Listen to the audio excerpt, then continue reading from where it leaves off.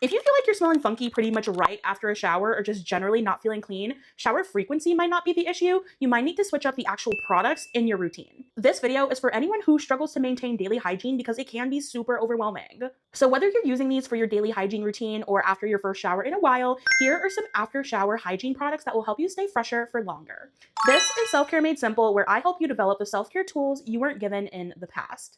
We already discussed in-shower products in part 1, so now let's chat about products to use after your shower to keep yourself fresh and clean. After a shower, our 3 primary goals are to reduce sweating, reduce moisture and keep the skin dry, and control odor-causing bacteria.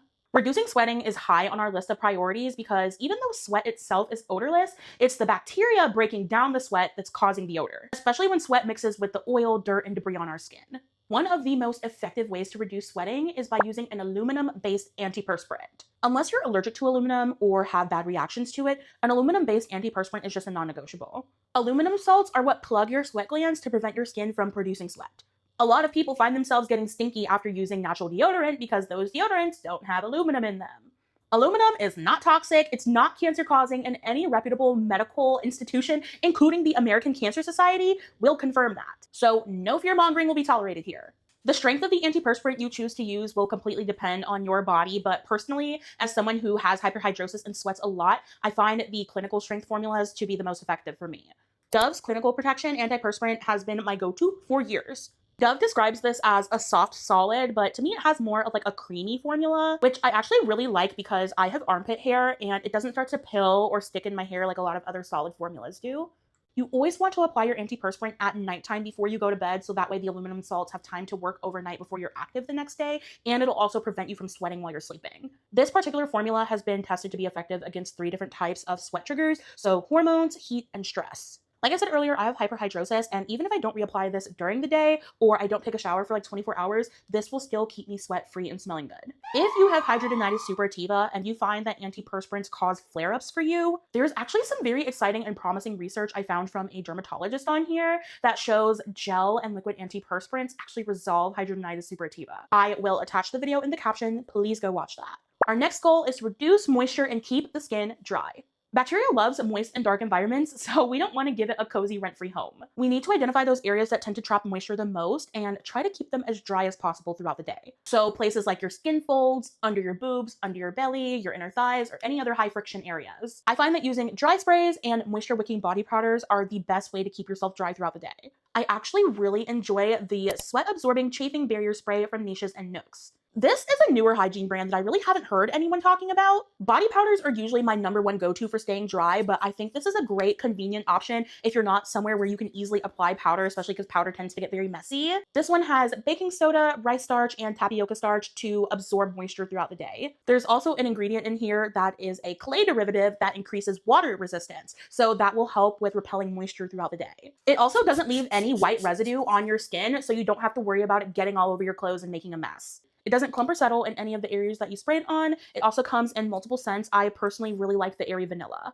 Now, for anyone who finds themselves really smelling bad in their problem areas and developing an odor, I think you would really like Dove's Advanced Care Dry Spray because this actually has aluminum in it, which is great because as we've already established, the aluminum is going to prevent the sweat from forming. It's really convenient to apply because it has that 360 mister and I don't find it settling into any of my folds throughout the day. This also comes in several different scents, so it's a fun way to kind of play with your fragrance layering routine as well. I really like the cucumber scent because it just smells so fresh and clean. Now, if you're someone who struggles with super stubborn odor in your skin folds, or you find yourself developing rashes or broken skin in those areas, especially if you're someone who lives in a bigger body and you have an apron belly or a lot of rolls, miconazole nitrate powders are going to be a game changer for you. Skin folds that are constantly moist are prone to developing a yeast overgrowth, which can not only lead to odor, but just general irritation and discomfort. Miconazole nitrate is both antifungal and antimicrobial, so it helps with preventing that yeast and bacterial overgrowth, and it's also great for reducing itchiness and irritation. You'll often see miconazole nitrate powders marketed towards people who have jock itch or athlete's foot,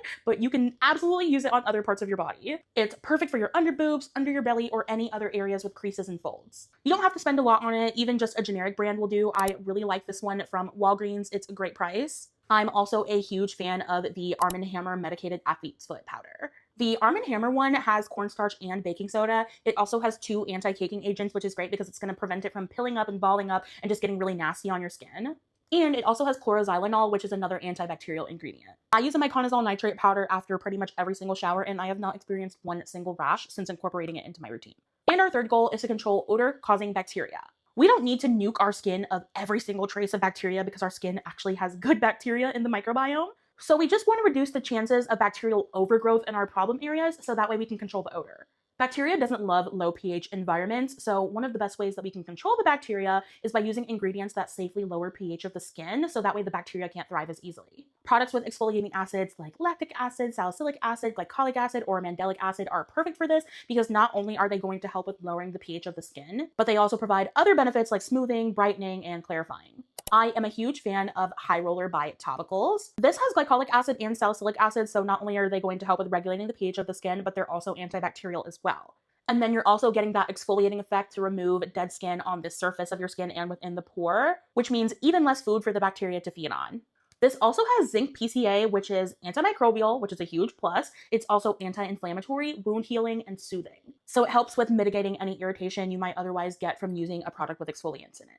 And it has that dual benefit of reducing ingrowns, which is what it's originally marketed for. It also comes in a rollerball packaging, so that makes it really easy and convenient to apply. I've also been absolutely loving Saltaire's KP Body Smoother Exfoliating Milk. I will be doing a separate product review on this, but I have completely emptied this bottle within the last month of having it. This has glycolic acid, salicylic acid, urea, and enzymes. We've already discussed the benefits of the glycolic and salicylic acid, but the addition of urea in this actually helps with gently shedding dead skin cells and regulating sebum production on the skin, which gives the bacteria less food to feed on. Enzymes will also help with breaking down the compounds that bacteria likes to feed on and neutralize those smelly byproducts of the bacteria breaking down the sweat.